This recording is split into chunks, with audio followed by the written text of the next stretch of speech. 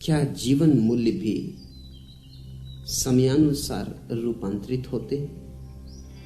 सत्यानंद, समय में जो पैदा होता है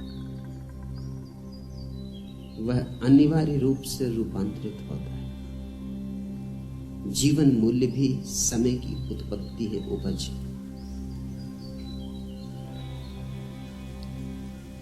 वैदिक ऋषियों के समय में जो सही था आज सही नहीं।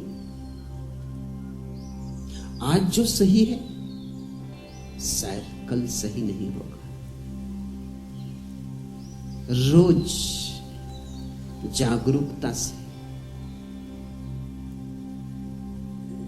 देखते रहना जरूरी है कि समय की धारा जब बदले तो हम भी बदले, लेकिन हम कल में जीते और अस्तित्व सदा आज है। हम होते हैं कल में, बीते कल में, और अस्तित्व है आज। हमारा तालमेल टूट जाता है, इससे महादुख पैदा होता है, इससे नरक निर्मित हो जाता है, क्योंकि हम हमेशा चूकते चले जाते हैं। वर्तमान से संबंध ना हो पाए तो परमात्मा से भी संबंध हो नहीं सकता, क्योंकि वर्तमान परमात्मा है और हम रहते हैं अतीत में। हमारी धारणाएं अतीत की वो कितनी ही मूढ़तापूर्ण हो जाए, मगर हम उन्हें दोहराए जाते, हम पीटे चले जाते। हम कहते हैं हमारे बाप दादों के समय से चलिए। कभी उनकी अर्थवत्ता रही होगी, जरूर रही होगी। वे पैदा इसलिए हुई कि समय की मांग रही होगी, लेकिन अब उनका कोई मूल्य नहीं। जैसे वैदिक ऋषि आशीर्वाद देते थे नव दंपतियों को कि तुम्हारे बहुत बच्चे हो। आज अगर कोई ये आशीर्वाद देगा तो गलत होगा। आज तो आशीर्वाद होना चाहिए तुम्हारे बच्चे बिल्कुल ना हो।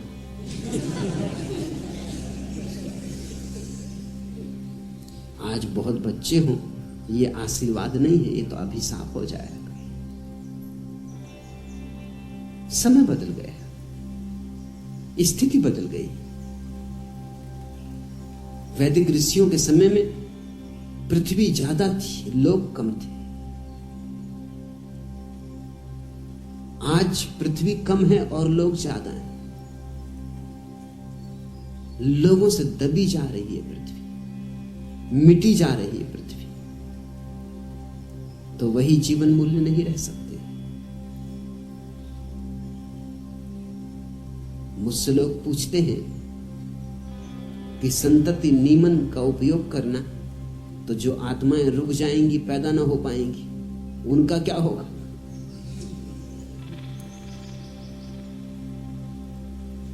और क्या संतति नियमन करना हिंसात्मक नहीं?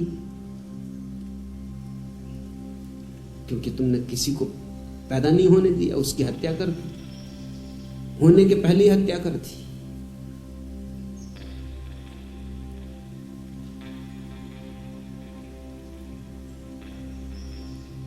जो आत्मा पैदा नहीं हुई वो कोई और द्वार दरवाजा खटखटाएगी। कोई तुम्हारी द्वार दरवाजा है, कोई तुम एक ने ही ठेका ले रखा है।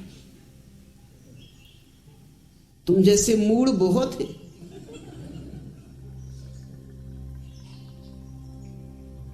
और कोई ये एक ही पृथ्वी है।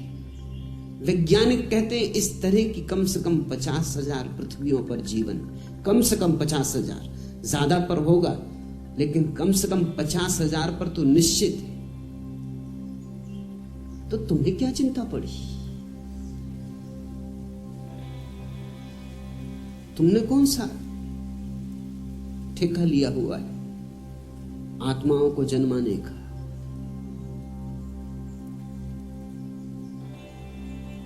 जो चलाता है इस विश्व को, चलाएगा उनको भी, उसकी जिम्मेवारी, उसकी समस्या वो समझे। तुम क्या परमात्मा की समस्याएं हल करने बैठे हो? तुम अपनी सुलझा लो, उतने ही बहुत।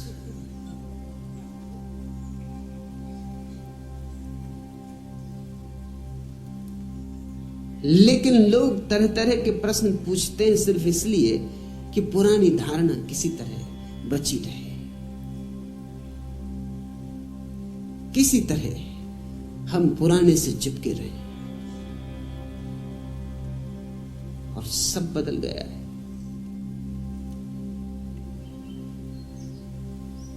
मुल्ला नसरुद्दीन कल मुझसे कह रहा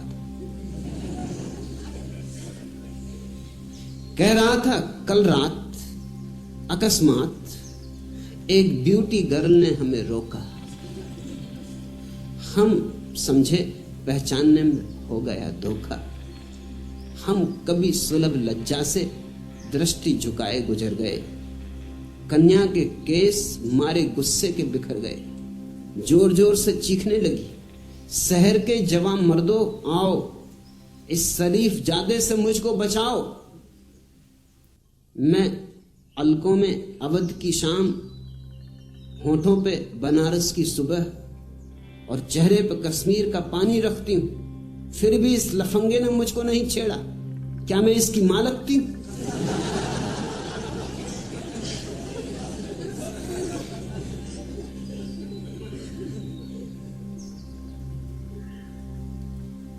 जीवन रोज बदला जाता है। पुराने मूल्य बह जाते पानी, नए मूल्य आ जाते। पुरानी धारणाएं टूट जाती, नई धारणाएं आ जाती। सोच में पड़े हैं सेठ किशोरी रमन, क्योंकि डाकुओं ने उनकी पत्नी का कर लिया अपहरण। अब आया है पत्र उनके पास कि आप 1 किलो सोना गंदे नाले पर रख दीजिए, जो कि हमारे द्वारा स्वयं सहज लिया जाएगा, और यदि आपने ऐसा न किया तो आपकी सेठानी को वापस भेज दिया जाएगा।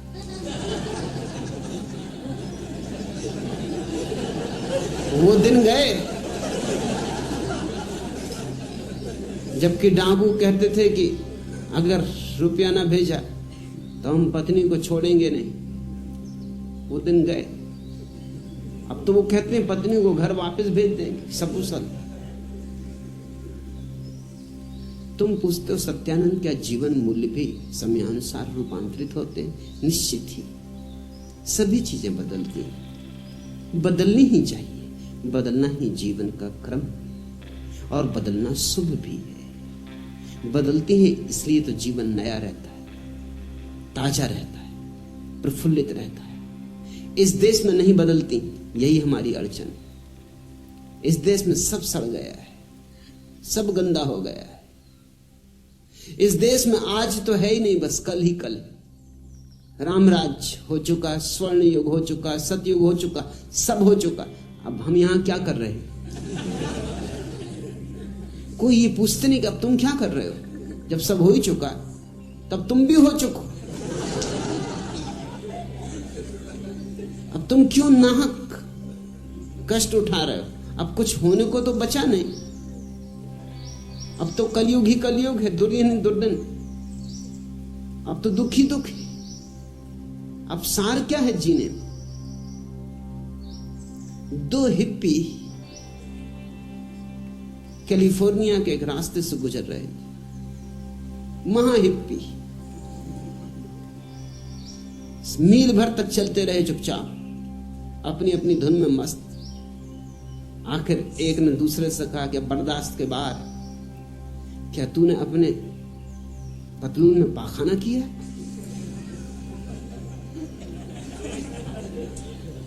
इतनी भयंकर बदबू आ रही है,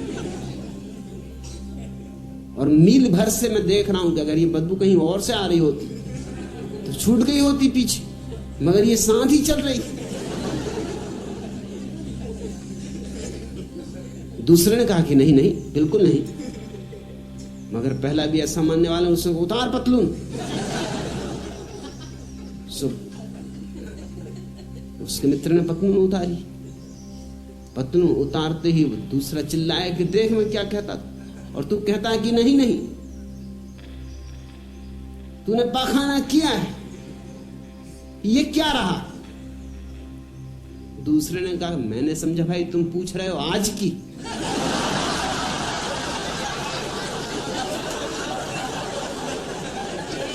आज नहीं किया।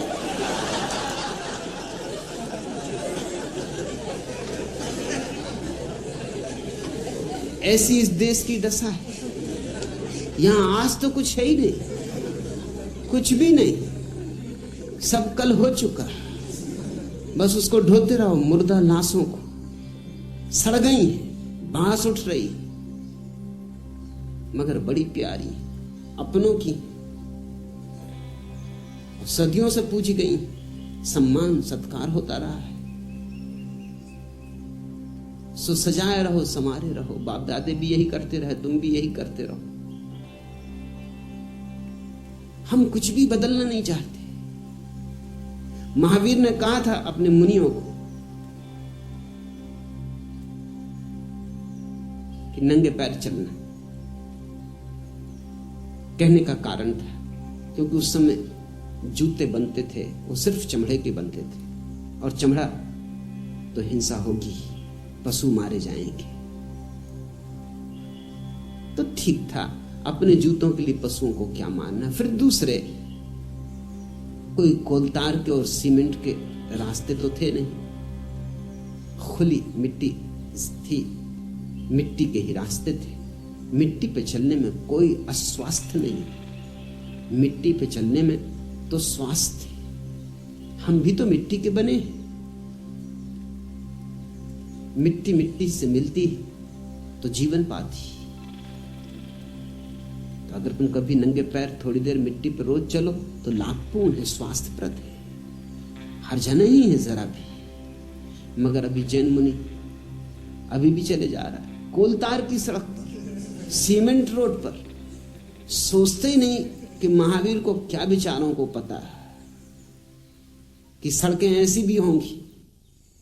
कोलतार की जलती हुई सड़क, गर्मी के दिन,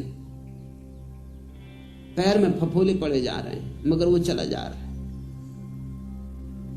और अब तो जूते कपड़े की भी बनते हैं, कैनवास के भी बनते हैं, रबर के भी बनते हैं। अब कोई चमड़े पे रुके हैं हम। अब तो जूते में कोई हिंसा नहीं है। अगर महावीर वापस लौटाए तो मैं तुमसे पक्का कहता हूं, और कुछ पहने का ना पहने, जूते जरूर पहने।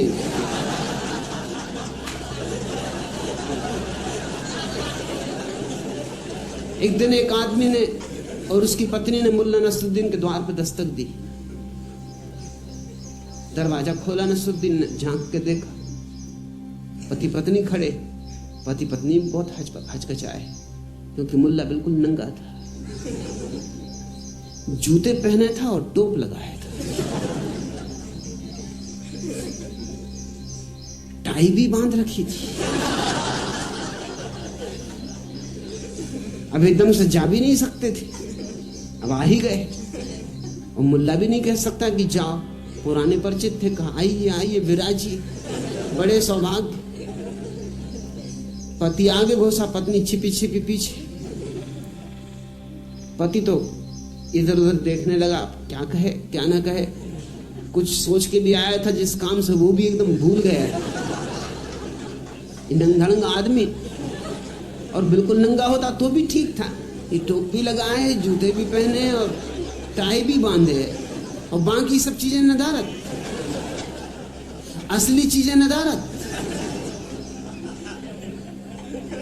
मगर पत्नी से न रहा गया। पत्नी ने कहा कि मुल्ला जी,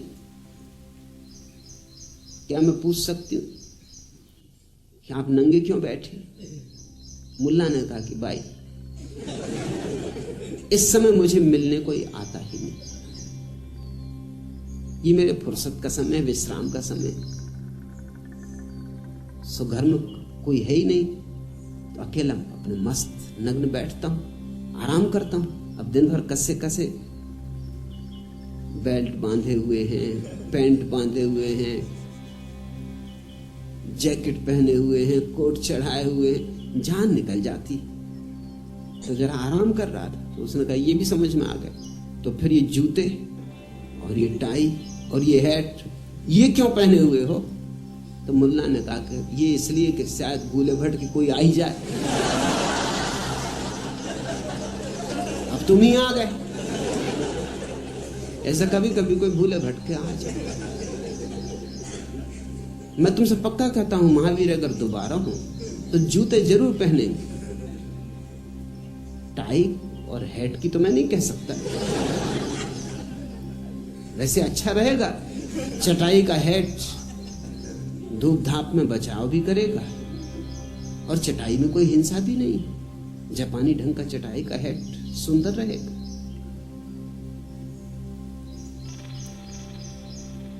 लेकिन जैन मुनि लकीर का फकीर, वो कैसे पहन सकता है?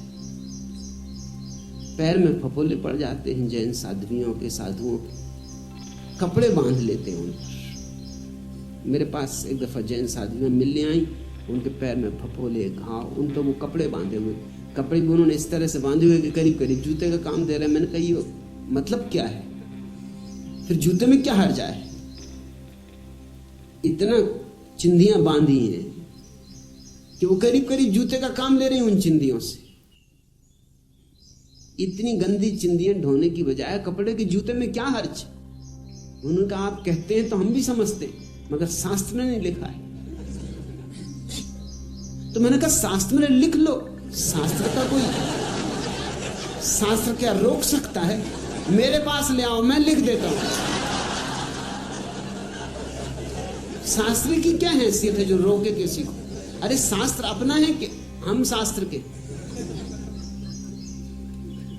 समय बदलेगा तो सभी मूल्य बदलेंगे, और वही जाति जीवित होती है जो समय के साथ बदल जाती है, वही व्यक्ति जीवित होते हैं जो समय के साथ बदल जाते हैं। यह देश मुर्दा है, कब्रिस्तान, एक मरघट, बड़ा मरघट जिस पर महात्मा धूनी रमाए बैठे।